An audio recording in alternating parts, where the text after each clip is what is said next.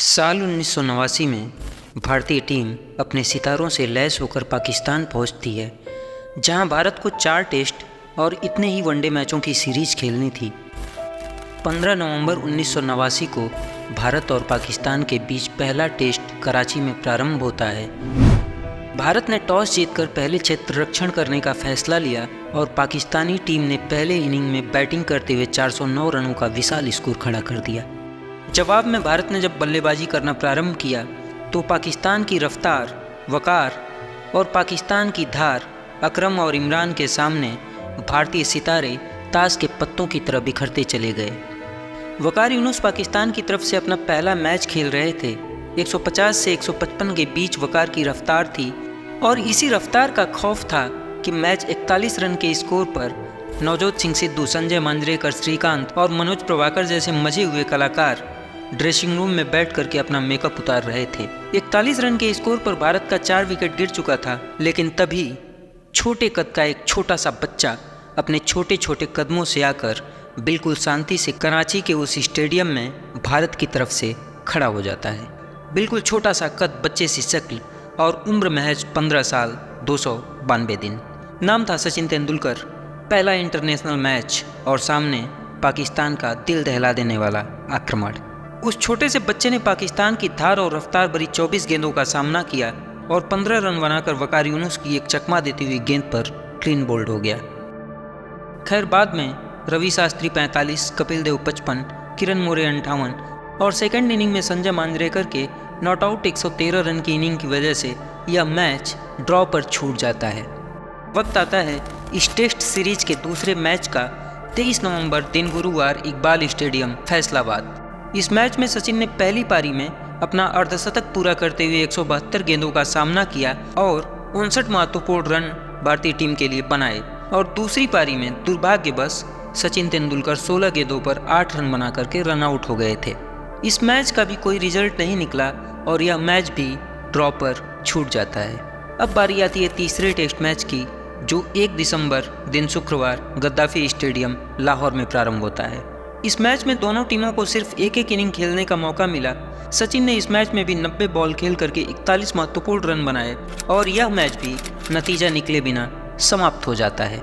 अब आता है इस टेस्ट सीरीज का चौथा और आखिरी मैच। 9 दिसंबर दिन शनिवार, जिन्ना स्टेडियम, सियालकोट। ये दिन, ये तारीख, ये वक्त और ये मैदान हमेशा हमेशा के लिए इतिहास के पन्नों में दर्ज होने वाला था। प्रारंभ के 3 मैच बिना नतीजा निकले समाप्त हो चुके थे और यही वो आग थी जो अंदर ही अंदर पाकिस्तानी कप्तान और उसके खिलाड़ियों को जला रही थी। मुझे वसीम और वकार को कहने की जरूरत नहीं थी कि बाउंसर करो, उन्होंने बाउंसर वैसे करने थे और ख़ास तौर पर उसका कद देख के और डराना, उसको खौफ देखे ना। उन्हें लग रहा था कि पाकिस्तान की सरजमी पर आकर अगर जो भारतीय टीम बिना कोई मैच हारे अपने वतन वापस लौट जाती है तो यह उनकी हार होगी और इस हार का डर अंदर ही अंदर पाकिस्तानियों का दम घोट रहा था। और यहीं से शुरू होता है पाकिस्तानियों का अपने लेवल का 3rd क्लास का चक्रव्यूह। पाकिस्तानी कप्तान इमरान खान को पता था कि पाकिस्तानी पेस आक्रमण की तुलना में भारतीय पेस आक्रमण कमज़ोर है और इसी बात का फ़ायदा उठाते हुए सियालकोट की उस पिच पर जो घास उगाई थी उस घास को साफ नहीं करवाया जाता है, ताकि घास पर पड़कर गेंद को और रफ्तार और अनइवन बाउंस मिल सके और इस रफ्तार और बाउंस से भारतीय खिलाड़ियों का शिकार किया जा सके। सियालकोट में पूरी हरी पिच, ये नहीं पता लगता ग्राउंड कौन सा है और पिच कौन सी है। उन पे गाय, भैंस, भेड़, बकरियां 2 हफ्ते चार लो, वो मरेगी नहीं, इतना घास था उस पिच के ऊपर बॉस। पाकिस्तानी कप्तान इमरान खान ने स्टेडियम स्टाफ को यहाँ तक की धमकी दे डाली।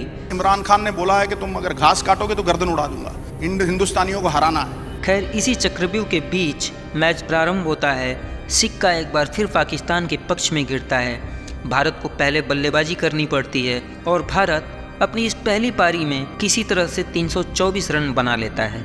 सचिन ने यहाँ भी एक महत्वपूर्ण पारी खेलते हुए 51 बॉल पर 35 रन बनाया।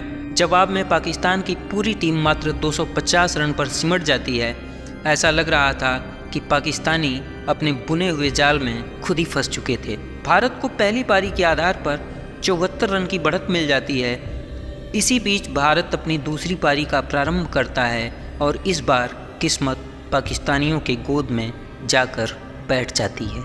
अभी टीम का स्कोर महज 10 रन ही हुआ था कि के श्रीकांत 3 रन बना करके इमरान खान की गेंद पर वसीम अकरम को कैच थमा बैठते हैं। जब टीम का स्कोर 23 रन हुआ तो संजय मांजरेकर 4 रन बना करके इमरान खान की गेंद पर LBW हो जाते हैं। 38 रन जाते जाते मोहम्मद अजरुद्दीन भी 4 रन बना करके पवेलियन वापस लौट जाते हैं।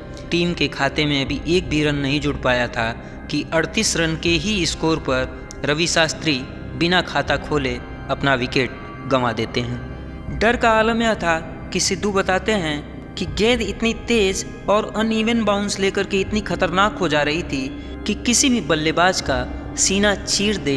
और रवि शास्त्री अंग्रेजी बोलता हुआ मेरे सामने से जा रहा है, I'm unlucky। मैं सोच रहा हूं मन में, तू सबसे लकी आदमी है, तू आउट होके जा रहा है, मैं यहाँ अभी भी झेल रहा हूं और वसीम अकरम पेल रहा है, कर क्या रहा है यार, हो क्या रहा है। मैं बीट हुए जा रहा हूँ इधर से उधर से। नई नई शादी हुई है, मैं कहा यार घर पहुंचूंगा, घरवाली को मिलूंगा या नहीं, भगवान आउट ही करा दे किसी तरीके, यहाँ से जान तो बचा। मतलब साफ था कि सिद्धू हार से पहले ही हार मान चुके थे। पाकिस्तानी कप्तान और उसके खिलाड़ी हाथ में गेंद लेकर के मुस्कुरा रहे थे जैसे वे अपने अगले शिकार का इंतजार कर रहे हों। और इन्हीं हालातों में वह छोटा सा बच्चा एक बार फिर चहलकदमी करते हुए आकर पाकिस्तानियों के सामने खड़ा हो जाता है। वकार यूनुस सचिन को आंखें दिखा करके धमकाने की कोशिश करता है। सचिन स्ट्राइक संभालते हैं और वकार यूनुस 160 की स्पीड में एक बाउंसर डालता है। गेंद टप्पा पड़ने के बाद सटाक से सचिन के नाक पर लगती है और सचिन के नाक से खून का फव्वारा निकल पड़ता है। स्टेडियम की तरफ से फिजियोथेरेपिस्ट अली ईरानी भाग करके आते हैं। सचिन की नाक पर रुई लगाई जाती है लेकिन खून बंद होने का नाम नहीं ले रहा था। And the first thought that comes to my mind is मर गया छोरा। मैं कहा गया गुरु। And I run towards Tendulkar boss. There is blood gushing from his nose, the shirt is blood splattered. मेरे को लगा यार खत्म ही ना हो जाए। ऑडियंस से आवाजें आने लगी, इतने छोटे से बच्चे को लेकर क्यों इंटरनेशनल मैच खेलने चले आए। जो लोग भारत में मैच का लाइव प्रसारण देख या सुन रहे थे उन्होंने भी आपस में बातें करनी शुरू कर दी। क्या भारत के पास खिलाड़ी नहीं रह गए हैं जो बच्चे को लेकर के मैच खेलने चल दिए। देखो ना बेचारे की नाक पर कितनी गहरी चोट लग गई है। छोटा सा लड़का, चेहरे पर खून, ग्लव्स पर खून, शर्ट की आस्तीनों पर खून। पूरी दुनिया को उस बच्चे पर तरस आ रहा था सिवाय एक इंसान के, जो बच्चा खुद था। सिद्धू ने सचिन से कहा तुम रिटायर्ड हर्ट होकर वापस चले जाओ, जाकर पहले अपना इलाज करवाओ। फिजियोथेरेपिस्ट अली ईरानी सचिन को उठा रहे थे कि चलो पवेलियन में पहले तुम्हारा इलाज करते हैं। सचिन उठे और सचिन ने फिजियोथेरेपिस्ट को धक्का देते हुए 2 शब्द कहा। सचिन के उन 2 शब्दों ने इंडिया ही नहीं पूरी दुनिया की हिस्ट्री को पलट कर रख दिया था। वो 2 शब्द थे, मैं खेलेगा, मैं खेलेगा।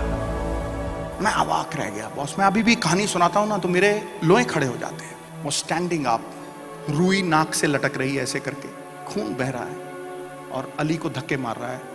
मैं खेलेगा, मैं खेलेगा, मैं खेलेगा। यू नो, एक अंदर से एक ऐसी आवाज आई। मैं कहा यार सरदार, तूने 3 सेंचुरियां बना रखी हैं स्टोर पे और तू घरवाली की सोच रहा है, और ये बच्चा 15 साल की उम्र में अपने देश के लिए लड़ने की सोच रहा है।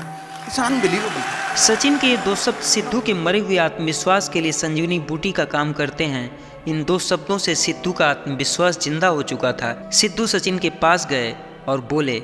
मैं उसके पास जाके खड़ा हो गया। मैं कहा टेंडलिया, I am really proud of you boss. I am really sorry, you don't have to be proud, we can't lose this test match रे।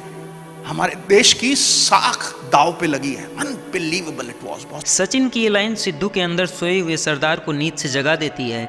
सिद्धू सोचते हैं कि खून से लथपथ 15 साल का यह लड़का देश के लिए लड़ने की हिम्मत रखता है तो इस मैच के लिए यह सरदार असरदार क्यों नहीं होगा। पाकिस्तानी कप्तान और उसके खिलाड़ी घास वाली इस पिच के दम पर जल्द से जल्द भारत के माथे पर हार का ठप्पा मारकर यह सीरीज 1-0 से अपने नाम करना चाहते थे। विश्व क्रिकेट के पंडित इस मैच को लेकर अपनी वाड़ी में पाकिस्तान के जीत की भविष्यवाणी कर रहे थे, लेकिन कहानी का क्लाइमेक्स अभी बाकी था, क्योंकि भविष्य के क्रिकेट का भगवान वर्तमान में भारत के तरफ से भारत के लिए खेल रहा था। वकार यूनुस अपने इसी ओवर के अगली गेंद से सचिन पर फिर से प्रहार करता है, लेकिन इस बार प्रहार से भयानक पलटवार था। गेंद सचिन के बल्ले से निकलकर सटाक से बाउंड्री लाइन के पार चली जाती है और गेंद जैसे ही बाहर जाती है सचिन चहलकदमी करते हुए वकार की तरफ आते हैं। वकार को सचिन वैसे ही आंखें तरेरते हैं जैसे कुछ समय पहले वकार ने सचिन को तरेरी थी। मानो सचिन कह रहे हों, बहुत गुरूर है तुझको ऐ सर फिरे तूफान, तो हमें भी जिद है कि दरिया को पार करना है। Sachin walked up to him. He just walks up to him and looks into his eyes. And he says, hey, उंगली कटुआ। उसका ना उंगली कटी हुई है वो की उंगली। तुझा मक्खन रे, तुझा मक्खन। He says, तू मक्खन है मक्खन। सचिन वकार के इसी ओवर में 2 और चौका लगाते हैं। ऐसा लग रहा था जैसे वकार की रफ्तार सचिन के बल्ले से गिरफ्तार हो चुकी हो। इस मैच में सचिन ने 134 गेंदें खेलकर 57 रन बनाए, वहीं सिद्धू 234 गेंदें खेल करके 97 रन बनाते हैं। और जिस मैच को पाकिस्तान कुछ देर पहले जीत रहा था वह मैच ड्रॉ पर छूट जाता है। सचिन और सिद्धू ने मिलकर पाकिस्तानियों के मंसूबों पर पानी फेर दिया था। कुछ देर पहले कहानी पाकिस्तान की थी, तो अब 5वें दिन का खेल खत्म होते होते दास्तां भारत की लिखी जा चुकी थी। दिल का सुना साज तराना ढूंढेगा, मुझको मेरे बाद जमाना ढूंढेगा। Love you Sachin sir.